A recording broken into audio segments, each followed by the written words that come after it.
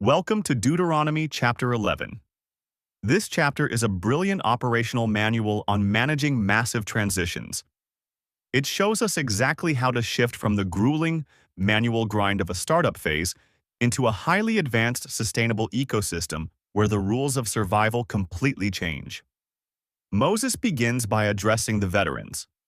He explicitly states he is not talking to their children, but to the adults who saw the miracles and the crises with their own eyes. Institutional memory relies heavily on the veterans. To protect the core mission, leadership must empower the people who actually lived through the painful founding crises to teach the new hires what is truly at stake. He then contrasts their past in Egypt with their future in Canaan. In Egypt, they manually irrigated the land with their feet, but the new land will drink rain directly from heaven. Scaling an organization requires a massive operational shift. You have to abandon the exhausting, micromanaged, manual processes of the past and learn to trust a higher-level system that you do not entirely control. Moses assures them that this new land is not abandoned.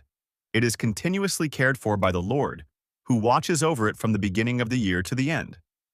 A healthy, advanced operational environment isn't a static machine you can just turn on and walk away from. It requires dynamic, continuous oversight to adapt to the constantly changing seasons of the market. But this new ecosystem comes with a strict condition. If they obey and serve wholeheartedly, God will send the early and late rains for the harvest. In a highly advanced system, success is no longer just about sheer human effort and grinding it out. Your survival and growth become strictly conditional upon maintaining absolute alignment with the foundational protocols. Moses strongly warns that if their hearts are deceived and they turn to other gods, the sky will shut, the rain will stop, and they will quickly perish.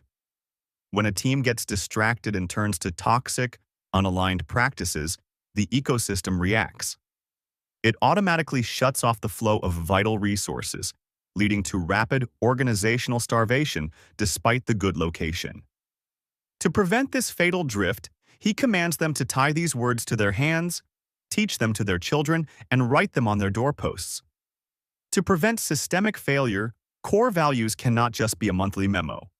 They must be relentlessly repeated and visibly, physically embedded into every single aspect of the team's daily working environment. If they hold tightly to these commands, God promises to drive out nations much greater than them, expanding their borders wherever they set foot. When internal alignment is perfected, external expansion becomes almost effortless. A unified, highly disciplined system naturally drives out competitors and effortlessly expands its operational frontiers without burning out the team. The chapter culminates with a stark binary choice. Moses sets before them a blessing if they obey, and a curse if they reject the commands. Great leadership ultimately distills complex strategies down to a clear, binary decision. You must force your team to look at the reality and explicitly choose between the blessing of total alignment or the curse of rebellion.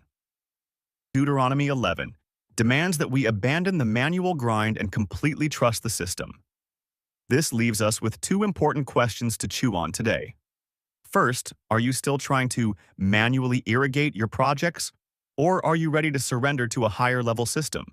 And second, have you forced yourself to make the explicit, binary choice between alignment and rebellion? Take a moment, breathe, and let them sink in.